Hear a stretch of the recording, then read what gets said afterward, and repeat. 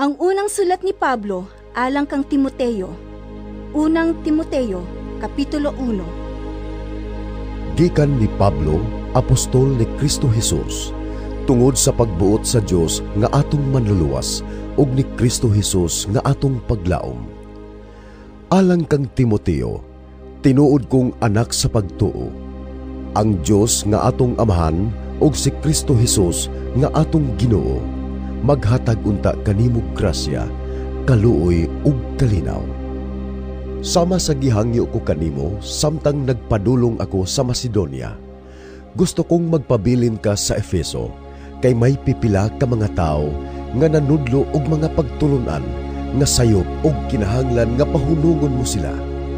Sultihi sila nga dili na mutuo niya ng hinimo-himo nga mga sugilanon ug tag-as nga mga listahan sa mga ngalan sa katigulangan. Makahatag lamang kini og higayon sa panaglantugi ug dili makatabang sa plano sa Dios nga nahibaluan pinaagi sa pagtuo. Ang tuyo nining maong pahimangno, mao nga magbaton ka og gugma gikan sa usa ka putli nga kasing-kasing. Limpyo nga konsensya ug tinuod nga pagtuo.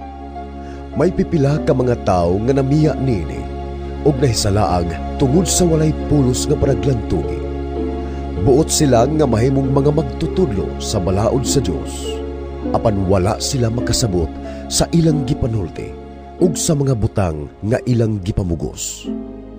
Nahibalo kita nga ang balaod maayo kung gamiton sa hustong paagi, ug angay hinumduman nga ang mga balaod wala himoa alang sa mga maayong tao, kundili alang sa mga malapason, sa mga kriminal, sa mga walay kahadlok sa Dios ug sa mga makasasala.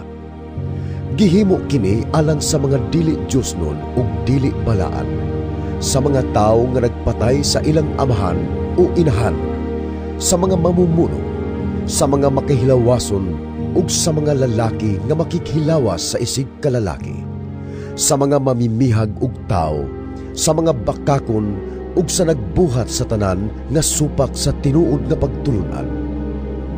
Gipahimangno ko kini sumala sa maayong balita nga gitugyan kini kanako sa mahimayaon ug dalaygon nga Dios.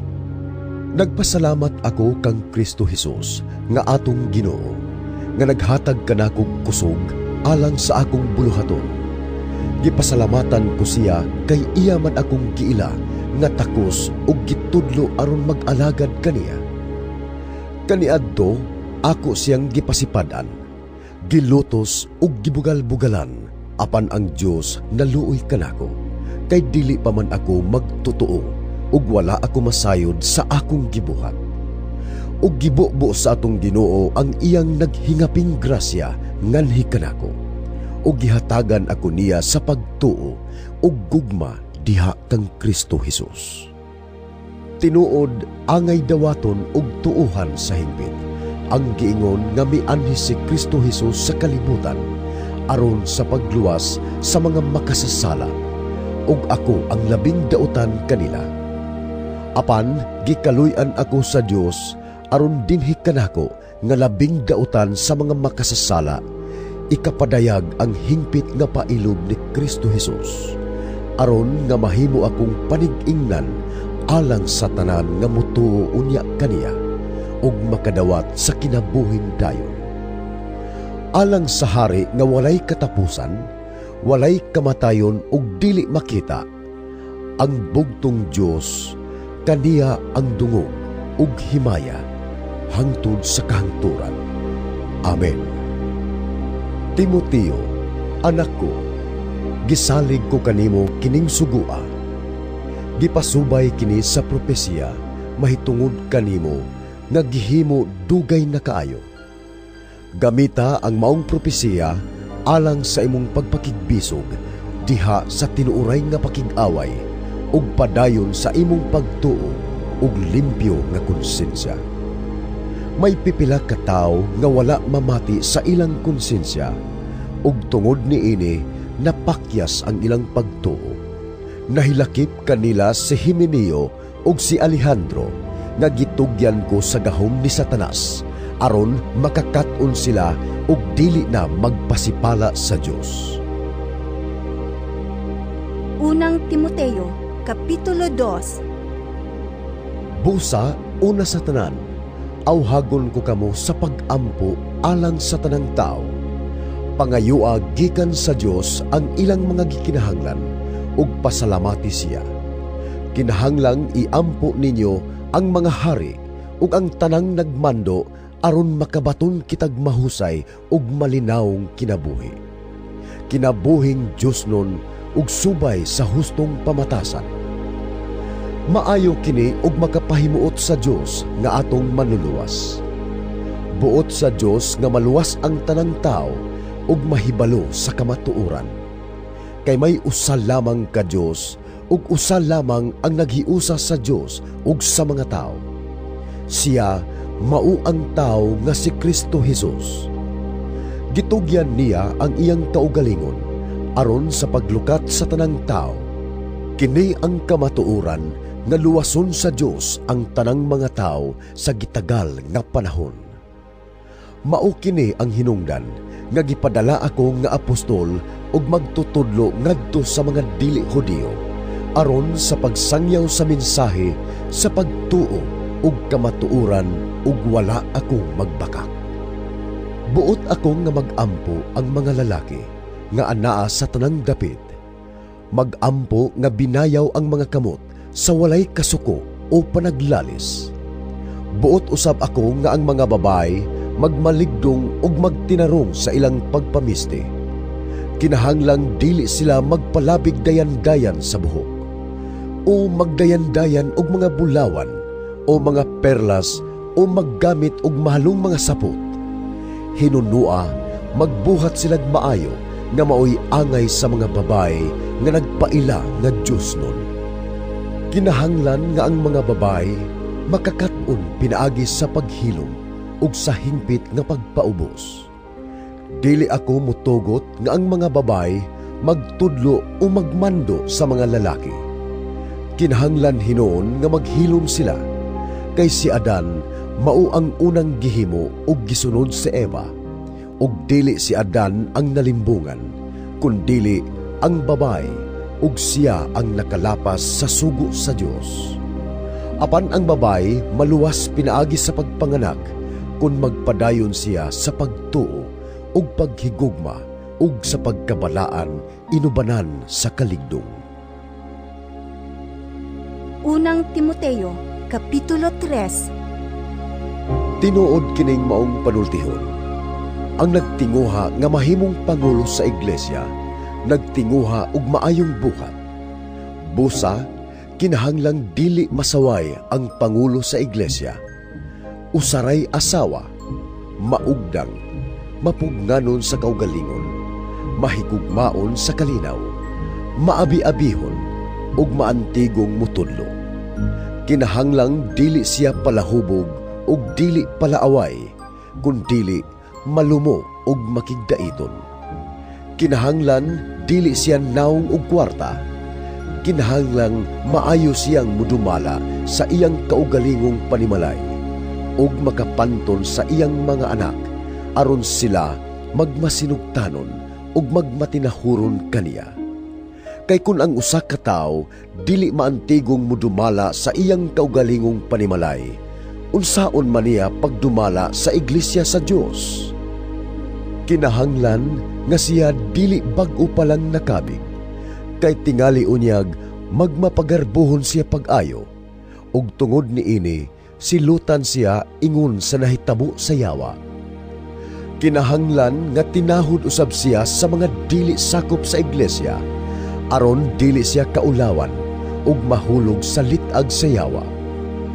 Kinahanglan nga ang mga katabang diha sa iglesia maayo usab og kinaiya ug matinud-anon, dili magpalabig inom ug dili hakog sa salapi. Kinahanglan nga magpadayon sila sa paghupot sa gipadayag nga kamatuoran sa pagtuo, inubanan sa putli nga konsensya. Og kinahanglan nga sulayan una sila, ug kun makita nga wala gayoy ikasaway kanila, makaalagad na sila. Kinahanglan nga ang mga babaeng katabang maayo usab og kinaiya, ug dili tiglibak, maugdang ug dili limbungan. Ang katabang sa iglesia kinahanglan usaray asawa ug maantigong mudumala sa iyang mga anak ug panimalay. Ug kadtong maayo sa ilang pag-alagad, makaangkon og dungog ug makahimo sa pagsulti nga maisugon may tungod sa ilang pagtuo kang Kristo Jesus. Samtang gisulat ko kini, gilauman ko nga sa dili madugay makaanha ako kanimo. Apan kung malangan ako, kining sulata maoy magtudlo kanimo kung unsaon nato sa pagkinabuhi diha sa balay sa Dios. Kanang balaya mao ang iglesia sa buhi nga Dios, ang haligi ug ang sukaranan sa kamatuoran. Walay makalimod unsa kadako ang tinago sa atong relihiyon. Nagpakita siya ingon nga tawo ug namatud-an nga matarong pinaagi sa espiritu, ug nakita siya sa mga anghel. Giwali siya ngadto sa kanasuran, gituuhan dinhi sa kalibutan, ug gibayaw ngadto sa langit. Unang Timoteo, Kapitulo 4. Ang Espiritu klaro nga nag-ingon nga sa umaabot nga panahon may mga tao nga mamiya sa ilang pagtuo. Maoy ilang sundon ang mga limbungang espiritu ug ang mga pagtulunan sa mga yawa. Nagikan kining mga pagtulunana sa limbong sa mga taong bakakon, ug ang ilang mga konsensya dili na mubati nga daw gipasuan og binagang puthaw. Nagtudlo sila nga sayop ang pagminyo ug ang pagkaon sa pipila ka mga pagkaon. Apan gibuhat sa Dios kining maong mga pagkaon aron human kapasalamati kanon niadtong mga nagtuo ug nahibalo sa kamatuoran. Ang tanan nga gibuhat sa Dios maayo. Ang tanan angay dawaton, uban ang pagpasalamat ug walay isalikway bisan unsa. Kay ang pulong sa Dios ug ang pag-ampo maoy nakapabalaan niini.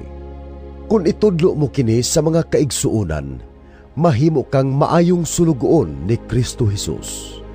Makita nila nga ikaw na matuto sa mga pulong sa pagtuo ug sa matuod nga pagtulunan nga imong gisunod. Apan likayi ang mga hinimo-himong sugilanon nga dili angay isugilon. Hinunua, bansaya ang imong kaugalingon sa kinabuhing Diosnon. May kapuslanan ang pagpaugnat sa lawas. Apan ang espirituhanong pagpaugnat mapuslanon alang sa tanang butang, kay makahatag man kini kanatog kinabuhi karon ug sa umaabot. Tinuod kini nga panultihon nga angay dawaton ug tuuhan sa hinggit. Tungod niini naglimbasog ug naghago kita pag-ayo. Naglaom kita sa buhing Dios nga mao ang manluluwas sa tanang tao, labi na niadtong nagtuo. Isugo ug itudlo kining mga butanga. Ayaw itugot nga tamayon ka tungod sa imong pagkabatanon. Himua hinuon ang imong kaugalingon nga panig-ingnan sa mga magtotoo pinaagi sa imong pagpanulti, sa batasan, sa gugma, sa pagtuo ug sa kaputli. Pagkugi sa pagbasa sa kasulatan at tubangan sa kadaghanan, ingon man sa pagwali ug sa pagpanudlo, hangtod nga muanha ako diha.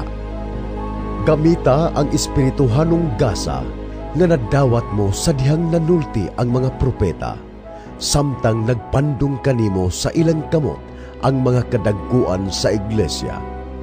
Ug buhata kining mga butanga sa matinud-anon gayon aron makita sa tanan ang imong pag-uswag. Bantayi ang imong kaugalingon, ingon man ang imong pagpanudlo. Buhata kini kanunay, kay niining paagiha maluwas mo ang imong kaugalingon ug ang mamati kanimo. Unang Timoteo, Kapitulo 5. Ayaw kasabi ang magulang kanimo, kundili pakigsultihi siya, samara nga siya imong amahan. Isipa nga imong igsuon ang mga lalaki nga manghud nimong panuigon. Ang mga babae nga magulang nimo, isipa nga imong inahan. Ang mga babae nga manghud nimo, isipa usab nga imong igsuon. Himoa kini sa bug-os nga kaputli, tahura ang tinuod nga byuda. Apan kun ang byuda adunay mga anak o mga apo, kinahanglan makakat-on una sila sa pagtuman sa ilang Diosnong katungdanan ngadto sa ilang kaugalingong banay. Sa ingon, makabalos sila sa ilang mga ginikanan, kay kini gikahimutan sa Dios. Ang tinuod nga byuda nga nag-inusara na ug wala nay kapaingnan, nagsalig sa Dios lamang ug nagpadayon sa pag-ampo ug sa pagpakitabang adlaw ug gabi. Apan ang byuda nga mapatuyangon sa kahilayan, patay na sa espiritu, bisan tuod buhi pa siya sa lawas. Pahimangnuis sila niini, aron walay makasaway kanila. Ang dili mag-atiman sa iyang mga paryente, labi na sa mga sakop sa iyang kaugalingong panimalay, nagsalikway sa iyang pagtuo, ug mas dautan pa kaysa dili magtutuo. Ang malakip sa listahan sa mga byuda, mao kadtong nagpanuigon og dili moubos sa 60. Kinahanglan nga kausal lamang siya maminyo, ug kinahanglan nga naila siya sa iyang mga maayong buhat, sama sa maayong pagmatuto sa iyang mga anak, pag-abi-abi sa mga dumuduong diha sa iyang balay, paghugas sa mga tiil sa mga magtutuo, nagtabang niadtong nagkalisod-lisod ug sa pagbuhat og maayo sa tanang paagi. Apan ayaw isulat sa talaan ang mga batan-ong byuda, kay kun buot silang magminyo pag-usab tungod sa ilang lawas nung tinguha, magpahilayo sila kang Kristo. Sa ingon, makasala sila tungod kay wala man nila tumana ang ilang unang saad kaniya. Makakaton usab sila pag-usik-usik sa ilang panahon, kay manumbalay naman sila. Apan labaw pang mangilad ang ilang pagpanglibak o pagpanabi sa dili unta angay nilang isulti. Busa, mas maayo pa nga magminyo pag-usab ang mga batan-ong byuda, ug unya manganak ug mag-atiman sa ilang mga panimalay.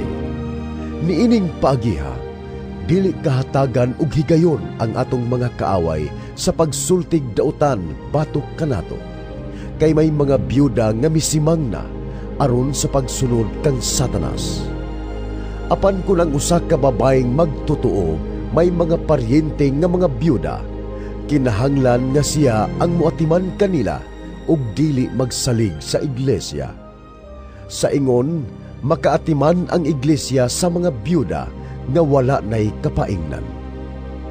Ang mga pangulo sa iglesia nga maayong mutuman sa ilang katungdanan, angayng ilhon nga takos, sa doble nga suhol, labi na katong naghago gayon sa pagwali ug pagtudlo. Kay ang kasulatan nag-ingon, ayaw sampungi ang baba sa baka, samtang magiok kini sa trigo. Nag-ingon usab ang kasulatan, ang mamumuo angay gayud suhulan. Ayaw tagda ang bisan unsang sumbong batok sa usa ka pangulo sa iglesia, gawas kung pamatud-an kini sa duha o tulok ka saksi. Badlo nga sa atubangan sa kadaghanan, kadtong nagpadayon sa pagpakasala aron mahadlok ang uban. Sa atubangan sa Dios ug ni Kristo Jesus ug sa balaang mga anghel, giawhag ko ikaw sa pagtuman niining maong mga pahimangno sa walay pagpabor-pabor kang bisan kinsa diha sa tanan mong buhaton. Ayaw ipandong pagdali-dali ang imong mga kamot kang bisan kinsa alang sa buluhaton sa Ginoo. Ayaw pag-apil sa pagpakasala sa uban, pagmaputli hinuon, ayaw na pag-inom og tubig lamang, kundili inom usab og jutayng bino aron kahilisan kapag ayo kay kanunay karabang masakit. Ang mga sala sa pipilak ka mga tao, klaro kayo bisan wala pa'y mireklamo batok kanila. Samtang ang sala sa uban, ulahinang mahibaluan. Sa samang paagi, dali usab makita ang mga maayong binuhatan, apan bisan pagani ug dili kini makita dayon, dili kini magpabiling tinago. Unang Timoteo, Kapitulo 6. Ang mga ulipon kinahanglan magtahod sa ilang mga agalon, aron walay makapasipala sa ngalan sa Dios ug sa atong pagtulunan. Bisan pa kung ang mga agalon nila mga magtotoo sama kanila, angay gihapon silang magtahod. Angay pagani nga mudugang pa kamaayo ang ilang pag-alagad, kay ang makapahimulos sa ilang pag-alagad mga magtotoo raman usab nga ilang gihigugma. Itudlo og iwali kining mga butanga. Ang magtudlo og laing pagtulunan ug dili muuyon sa matuod nga pagtulunan sa atong Ginoong Hesukristo ug sa atong tinuuhan. Garboso kaayo ug walay kahibalo. Nabuang siya sa pakiglantugi ug pakiglalis mahitungod sa mga pulong nga musangpot sa kasina, panagbingkil, pagbugal-bugal ug dautan nga mga katahap. Musangpot usab kini sa walay hunong nga panaglalis sa mga tao nga dili makasabot ug wala na magbaton sa kamatuoran. Nagdahom sila nga ang relihiyon usa ka paagi sa pagpadato. Hinuon ang relihiyon makapadato gayud pag-ayo sa tao kung siya kontento lamang sa anaa kaniya. Unsa bay atong dala sa pagkatao nato dinhi sa kalibutan? Wala. Ug unsa may atong madala inig kamatay nato? Wala usab. Busa angay kitang makontento kung makakaon ug makabiste. Apan kadtong buot madato, mahiagom sa tentasyon ug malitag sa daghang mga binuang ug makadaot nga mga tinguha nga maoy makabanlod sa tao ngadto sa kalautan ug kalaglagan. Kay ang pagkamahigugmaon sa salapi maoy tinubdan sa tanang pagkadautan. May mga tao nga tungod sa kadako sa ilang tinguha nga masapian, nahimulag hinuon sa pagtuo ug nahiagom sa daghang mga kagul-anan. Apan kay ikaw iyaman sa Dios, likayi kining tanan, paningkamuti nga mahimo kang matarong. Dios nun, may pagtuo, may paghigugma, mainantuson ug maagho. Paningkamuti kutob sa imong mahimo, nga makadaog ka sa lumba sa pagtuo, ug hupti ang kinabuhing walay katapusan, kay gitawag ka man sa Dios alang sa maong kinabuhi, sa dihang gisugid mo ang imong pagtuo atubangan sa daghang mga saksi. Sa atubangan sa Dios nga maoy naghatag og kinabuhi sa tanan, ug sa atubangan ni Kristo Hesus nga misaksi sa kamatuoran atubangan ni Poncio Pilato, gisugo ko ikaw sa pagtuman sa tanan nga gipabuhat kanimo. Matnguni nga dili kini kabulingan ug dili masaway hangtod sa pagbalik sa atong Ginoong Hesukristo. Ipadayag siya sa Dios sa tukmang panahon. Siya ang Dios nga dalaygon ug bugtong magbubuhat, ang hari sa mga hari ug ang Ginoo sa mga ginoo. Siya lamang ang walay kamatayon ug nagpuyo sa kahayag nga dili maduol. Wala pa gayoy nakakita kaniya ug wala gayoy makakita kaniya. Ipahinungod kaniya ang dungog ug walay katapusang gahom. Amen. Pahimangnu'i ang mga dato nga dili sila magmapahitason ug dili magsalig sa bahandi kundili sa Dios. Kay ang bahandi dili makahatag og kasiguruhan, apan ang Dios sa walay sukod naghatag kanato sa tanan aron kita malipay. Sultihi sila sa pagbuhat og maayo ug sa pagpadato diha sa mga maayong binuhatan, sa pagkamahinatagon ug sa pagtabang sa uban. Niining paagiha makatigom sila og bahandi nga mahimo nilang lig-on nga sukaranan alang sa umaabot ug maangkon unya nila ang kinabuhing matuod. Timoteo, matnguni ang gitugyan kanimo. Likayi ang mga sulti-sulti nga dili Diosnon ug ang binuang nga mga panaglalis nga gitawag og kaalam, apan dili diay tinuod nga kaalam. Kay may pipila nga nagpatuo nga nagbaton sila niining maong kaalam, ug tungod niini nangapakyas sila sa ilang pagtuo. Ang grasya sa Dios mag-uban kaninyo.